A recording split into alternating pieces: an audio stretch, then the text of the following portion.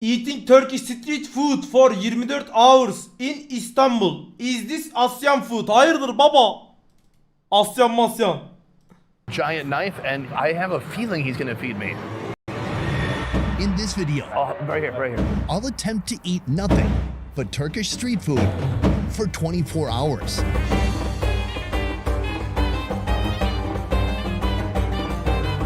Boom! We are in Istanbul, Turkey, and we're gonna take you on a food tour like you have never seen before. Let's get to it. Istanbul, the only major city that divides two continents, with Europe to the west and Asia to the east. This metropolis of 15 million is a melting pot for all the absolute best street food in the country. So let's get started. Kellede yemiş bak. Sıcak simit yeni geldi, buyurun. Kahvaltı simidi buyurun. Baba simitte en çok bak. Normal düz simiti de seviyorum. Ankara simiti de güzel olur. Bir de tereyağlı simit, ama en sevdiğim, küçükken sucuklu simit yerdik. Bizim burada Cumhuriyet diye bir yer var. Sucuklu simit. Baba. Böyle bir şey yok.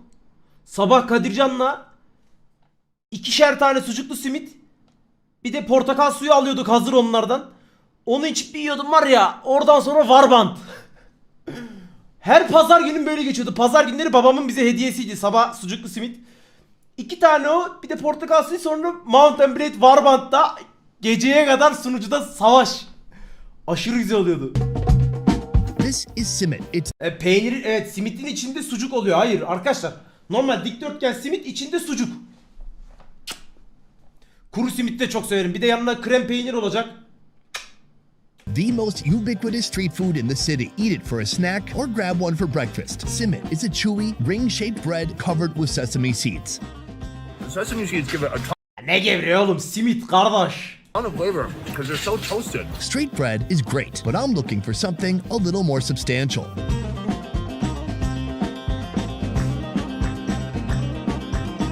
It is 9 in the morning. We are just starting the day, and we are starting with breakfast. We've come to a very typical Turkish breakfast spot. This is basically the Denny's of Turkey, although way better. Let's go inside and check it out. Bura neresi mesela? Bilen var mı? Aa, bura şura diyen. Nere bura? Çakmak 2002. Semt ne oluyor? Beşiktaş. Beşiktaş diyorlar baba. Beşiktaş çarşı diyorlar.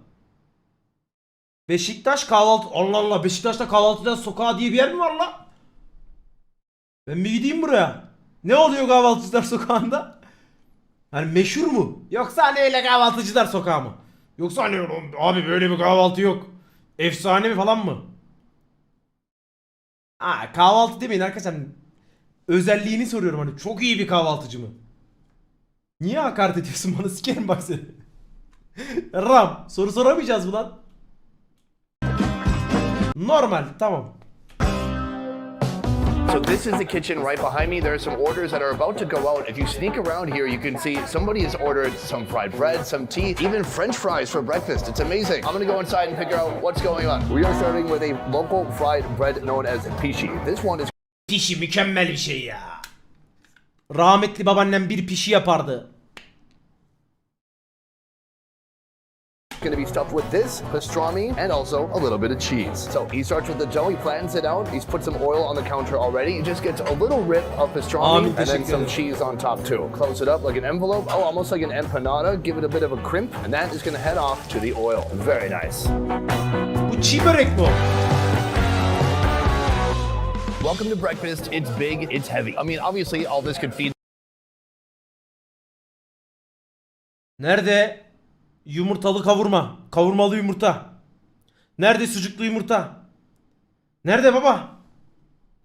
probably enough for 3 to 4 people. Let's do a quick tour of the table. First of all, right here we have the minimum. We have feta cheese, some cheese I don't know, and then another cheese that I don't know. I'm gonna have some bread, and then right here we have a beautiful tomato paste. Olives for breakfast. Mixed salad. This is clotted cream with honey Bu iyi gider ha. on top. We have pişi. This is a fried bread with cheese and pastrami inside. I'm just gonna rip it right open, and we're gonna see the cheese oozing, melting, and then he put a pretty conservative amount of pastrami on there. That is the money Yenir baba. Pastayı 5 kişi abone gidip şey valla. Yenir baba. bite right there. I'm gonna go for it. delicious. The pastrami is like a little bit dry, super oily. This to me is a very heavy breakfast. I love this, but I don't know, I could eat half of these. How does a country with people eating this stay productive? It's probably no different than Americans eating donuts. Bana sadece bir tane poğaça ver, ben onunla da doyarım baba. I'd be sleeping in my cubicle under the desk. Ama sanki paran yok. Ne alaka ya? Brother, what you talking about? Ne alaka şu an parayla kahvaltıda yemeğin yiyip yenmeyeceği?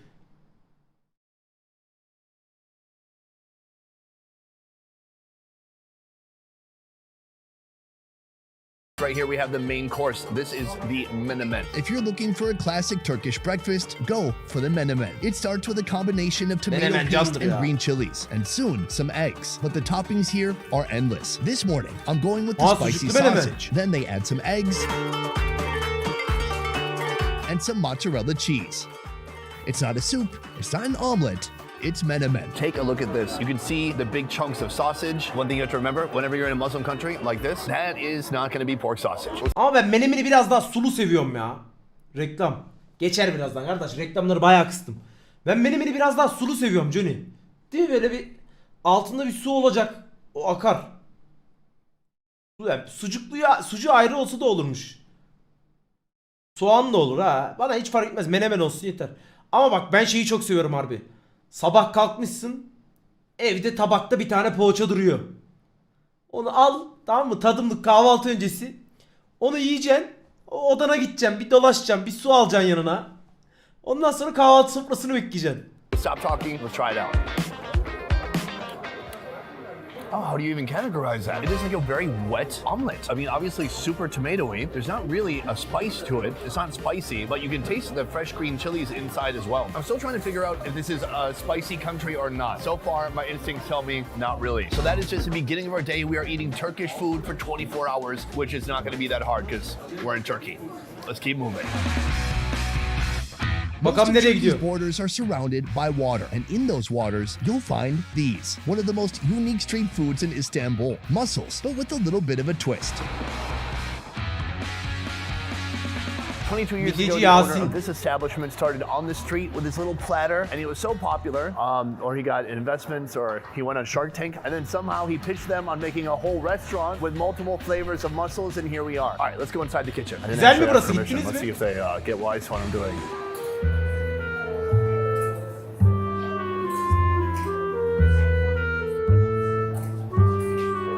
Haha, funny man. No reaction so far. Boom. And now I work here. So right here I've ordered some of the spicy mussels. He puts it in the steamer. Once those are hot, they're gonna come right out. All right, just like that. And right now you can see he opens up each one and he puts it on the plate for us. And you just eat it right out of the shell like a spoon. They also have some more modern mussel dishes right here. Fried mussels on a stick. I'm gonna try that out too. So right here we have 3 different courses and Ben şunu sevmiyorum ya. Küçükken okulun şeyinde getirmişlerdi. Okulların böyle stand açılan bir şey oluyor ya, orada getirmişlerdi, midem bulanmıştı. Ben böyle seviyorum. I don't know, if you're a pirate in the 1700s, this is another course you might want to. So we have fried mussels and then Kermes, two others right here. I want to stick with the fried ones immediately because they're hot and crispy and I don't want them to cool down and get soggy or anything like that. I feel like this is something you would see at the Minnesota State Fair. It's on a stick, it's fried, but with it comes a very unique and interesting sauce. A sauce full of breadcrumbs, garlic, vinegar, salt, and walnuts. Let's try it out. Oh wow, that's a delicious sauce. Slightly sour, really thick, very lovely. And these mussels, my gosh, look how crispy this thing is. The way he cooked it is so interesting. He employed a frying technique I've never seen before in my life. The mussels have already been battered, floured. They're on this tray here, getting the oil ready. First he puts it in the solution here of mineral water and baking soda. He says it's gonna make it even more crispy, but I've never seen anything like that. I wanna try one just alone. You can really feel the crunchiness, but you can taste the mussel too, and the mussels taste great. So this is a more modern take on mussels, but I'm a real traditionalist. So right here, we have the OG version. To be honest, when I first saw people selling mussels on the street, it freaked me out a little bit because I was looking for ice. I was looking for some way to preserve the mussels because sometimes it can still get hot here. Now that I see inside, I see how it's prepared, it makes a little bit more sense to me. I mean, the rice is in there, the mussels cooked already, and the shell's like a little lunchbox, keeping it fresh. Mussels, or midye dolma, must have a fresh squeeze of lemon before you throw them back. I secretly want him to feed me. Oh, right here, right here. Bu güzel ama kötü green değil ki. lemon in the Peaceful eyvallah, sunlight teşekkür is ederim. glistening. It balances it out a little bit. And I'm talking, let's try this mussel. Çeviri otomatik arkadaşlar. Oh, so many thoughts and emotions. You can see if I remove the mussel, there is a load of rice in there. Oh, it's like a little taco. So you can see some of the seasonings on there too, the pepper, the cinnamon. When is the last time you had mussels with cinnamon? So this right here is a spicy version of this. The only difference is Yani bence şey güzel olmaz ya, acı soslu, ne diyorsunuz? Ben hiç denemedim de. they put some chili paste on there Gol mü gol? Ne golü? Kim gol attı? as well. Give it some lemon and let's try it out. Oh, it's a little bit spicy. It's got a little bit of kick. I respect it. It's got to be the spiciest thing I've had so far in Turkey. Oh wait, I've been dying to ask this since I was a Ben kid. bilmiyordum lan bugün You guys maç eat olduğunu. turkey? Yeah, for New Year's Eve especially. For New Year's? Yeah. Turkey eats turkey. So that is mussels in Turkey. It's a completely different approach to this seafood, what I've never seen before, but it's really fun to try out. We've just entered a Turkish pickle shop here. They pickle everything you can imagine. Oy, beni buraya koy işte baba. Let's take a quick tour. These are two different types of Aha, size dediğim buydu işte. Hüsmen Ağa'dan ben bunu alıyorum. Çok güzel baba ya. chilies. Garlic, they pickle pickles. Here we have carrots. They've got chilies. They've got small pickles. They just pickle the whole cabbage basically. They've got cauliflower. They've got jalapenos. They have okra. A little bit of everything. I'm gonna get kind of a grab bag. Bu arada pancar turşusu tüketin. Dinleyin beni. Ara ara bir pancar turşusu yiyin. Çok yararlı. Random pickles. Let's go for it.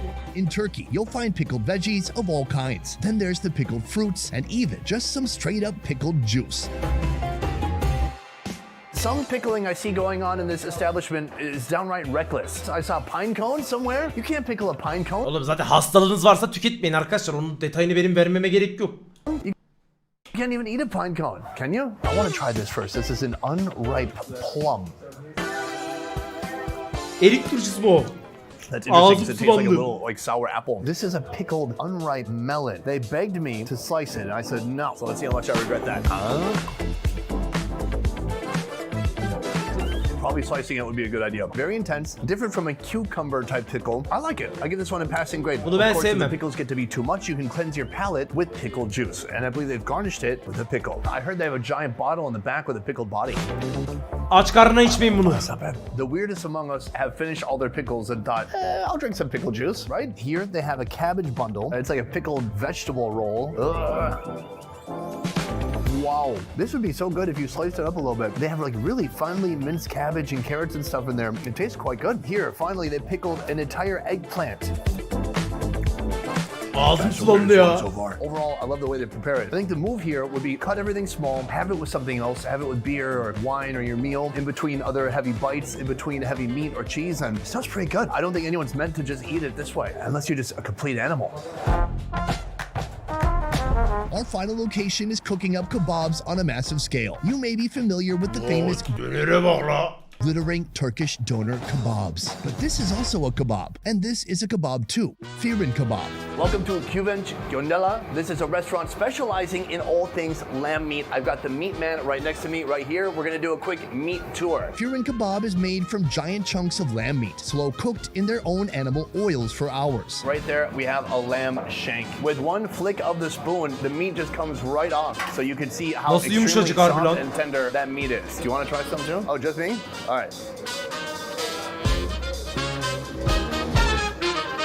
Oh my God, it's so oily, so rich, juicy, and decadent, incredibly soft, gentle lamb flavor. We are gonna order this, but we're gonna order a few different meat selections and then see how they prepare it. This looks like a lamb neck right here. We've got the shoulder. Oh, he has to stop after this. I could not possibly eat this in a week. This is so Vallahi güzel duruyor arkadaşlar. much meat. He just gives a thumbs up. He's like, yeah, take it. You came to the wrong place if you're not hungry. Next, the plate is covered with a thin layer of dough before heading straight to the oven. Gulu gulu gulu gulu gulu gulu gulu gulu. Time has passed, and this is complete. Next, this is what I call a long Turkish pizza. It takes a lot of skill to not tear this, to not put a hole into the dough itself. Next comes a big heaping mound of chopped lamb, tomato, green pepper, parsley, just a plethora of ingredients inside. He says to the baker, good luck. So he puts it to the very tippy tip of this giant wooden oar. This Şey could be değil mi? Bıçak arası mı diyorlar buna? Etli ekmek bıçak arası mı? used to propel a ship. Right now it's being used to cook pizza. Traditionally it's just going to be made with meat, but here you can see one that's just been made with delicious, gooey, bubbling cheese. All right, ours is about to come out in one moment. Boom, look at that. Pideyi çok seviyorum ya. thing. That Pideyi is harbi massive. seviyorum. Chef, thank you. Amazing. So we've just received our first course right here, about 3 feet of food. I like to measure my food in feet. It looks like we have some fried chilies, some lemon, that meat sauce on top, and then some cilantro too, I believe. They have chopped it up to make it much easier to eat. I should have kept it in one piece, but I forgot to let them know. It is Eti yedi yemeği yeri koymadım ya. super thin, and that meat has really just kind of been embedded into the dough. It's surprisingly soft in the middle and kind of crunchy on the edges. You can see how it's cooked underneath. Edges are a little bit more brown. They said you can do cheese or meat. but Bafra'dan not seyahat, both. I mean, they ulan. would do both for me, but traditionally Bafra people would pidesi, have en one or iyisi. the other. Let's go for it. Bafra pidesi harbi.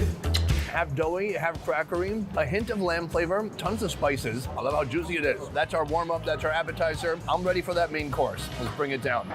The main course is here. My man Hussein, the owner of this whole operation, if you couldn't tell from all the pictures, caricatures of him around the restaurant, this is not complete because he has a giant knife and I don't think he's mad at me. So I think he's gonna stab this. All right, epic reveal. He is cutting away the bread. Now, normally, the guests would not have seen anything at this point. So this would be a complete surprise as to what's inside. For me, it's a second surprise. Oh, yes. I have a feeling he's gonna feed me. We've got some bread. He puts some meat Buraya la in there. kebap da. Bu yenir kardeşim, bu nasıl yenmez la?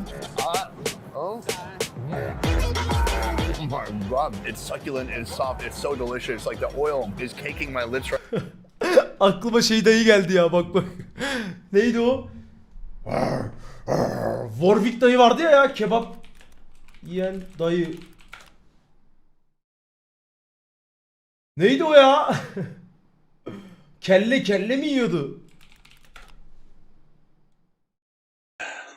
Şöyle böyle inceden böyle baba al. Ay Hakan, sen insan mısın? Ben hayvanım ben. Yemin ederim midem bulandı seni böyle görünce. Yemekten tiskindim ya. Hayvanım ben. Çok iğrençsin. Ya ben bir sevmişsen git. Mikrop diyor adam. Ay Hakan, sen insan mısın? Ben hayvanım ben. Yemin ederim midem bulandı seni böyle görünce. Yemekten tiskindim ya. Hayvanım ben. Çok iğrençsin. Ya ben bir sevmişsen git. Mikrop. İnsanları da tiskindireceksin.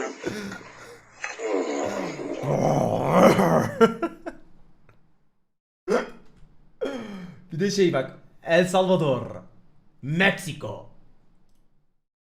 Bak samimiyetimle söylüyorum, gecenin 3'ü sizler için baba soğan kırıyorum. Babaya bakıştık, saygı, sevgi, sadakat. Bir de öpücük. Babayı kırdık arkadaşlar. Şöyle tadına bakalım babanın.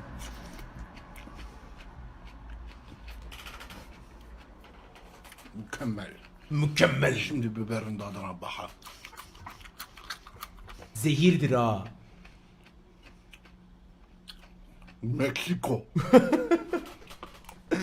El Salvador. Meksiko, El Salvador.